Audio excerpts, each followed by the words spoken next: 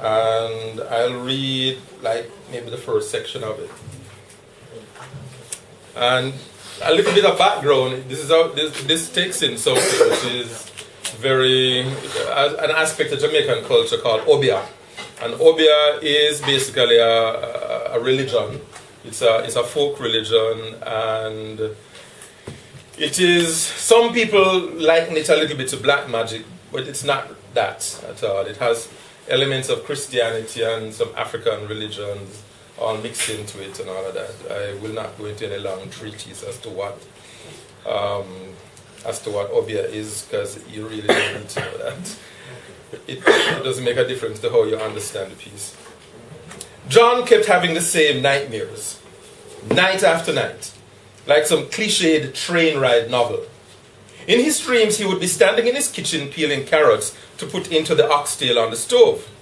Then he would see something from the corner of his eye that would cause him to whirl around.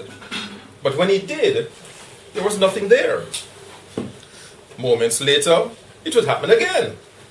On occasion, he thought he could just about make out a vaguely humanoid shape. Fuzzy. Fur, maybe? But it was too fleeting, and if you asked him, he would not be able to say exactly what it was. But one feeling stayed with him. He was sure he knew what it was he was seeing, though he could not put a name to it. Even though whatever it was, it scared the crap out of him. Exactly why he couldn't say, but scare him it did. And he didn't scare easily. Sighing, he eased out from under the sweat-soaked sheets, levered himself up to his full near 6 foot tall height, and walked his slightly skinny for his height frame into the bathroom, where he tried to calm his racing heart and pounding head under the shower. Later, as he headed to work, his mind worried over the problem, gnawing at it like a dog with a bone. As he stopped at the traffic light at the intersection of Slipe Road and Oxford Road, with the looming bulk of the National Housing Trust building to his left, his roiling thoughts began to boil over, like the water cascading down Duns River Falls. What the hell is wrong with me, he muttered. What the fuck is messing with my mind?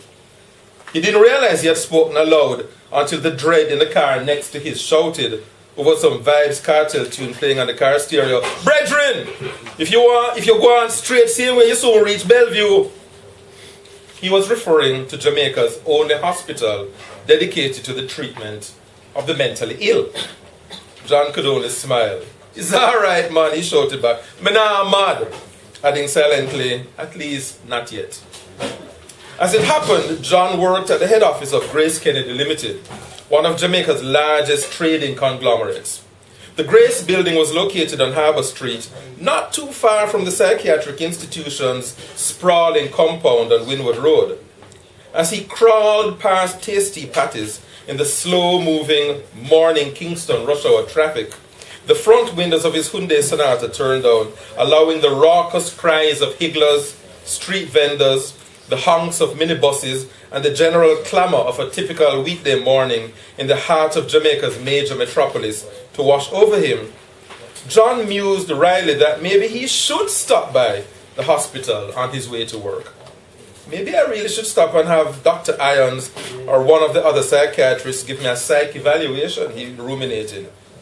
Just what I need, he added aloud. Somebody poking around in my head, as if I don't have enough to deal with in my head already. This prompted a quizzical look from the man walking past his window with a case of Red Stripe beer on his shoulder, which John, engrossed in his own thoughts, failed to notice. Still, John didn't dismiss the notion entirely. It just might come to that, he thought ruefully. Now there's a scary thought.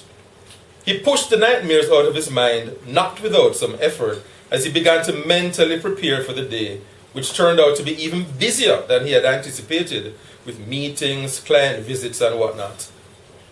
Driving home at around 8 p.m. with Brahms on the MP3 player allowed John time to relax, but in doing so also allowed space, once again, for thoughts about his nightmares to intrude. 6 months. 6 long fucking months. That's how long they had been bothering him, making the idea of a good night's sleep increasingly a relic of the distant past. On more than one occasion, he had tried the obligatory shot or two or three of White's, Jamaica's best-selling yet least advertised product, Ray and Nephew White Rum, as an opiate, but to little effect. John Ray and his nephew Charles Ward's creation had zero impact, as had the assortment of sleeping pills and potions, both prescribed and otherwise, that had piled up in his garbage bin and spirited out to the garbage over the intervening weeks. He had never been a fan of medicine of any kind, and in a way, he was glad to dump them. But John was at his wit's end. He had no idea how to deal with the nightmares, and he was no closer to figuring out where they had come from. One thing was certain, though.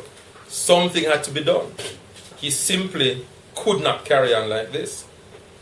As he turned right at the foot of Red Hills Road to make the steep climb up the winding mountain road to his home in Kirkland Heights, a crazy thought struck him. Maybe it was time to head to St. Thomas. Maybe it was time to go see an Obeah man. Maybe one of them could help, he thought. Even as the idea occurred to him, he was surprised, make that shocked at himself for even entertaining the thought. Me, John Alexander, Mr. Skeptic, Mr. Tough Guy, owner of not just a bachelor's but a master's degree as well from UMONA, accomplished, educated, thinking seriously about Obeah man. It was laughable on his face. In fact, he was embarrassed at the thought, and in his mind's eye, he could readily imagine the shocked faces of his wife Carol, his best friend Brian, in fact, just about anybody who knew him, in the event that he ever mentioned such a harebrained idea to them. But despite himself, the idea started to grow on him. And I leave it there for the time being.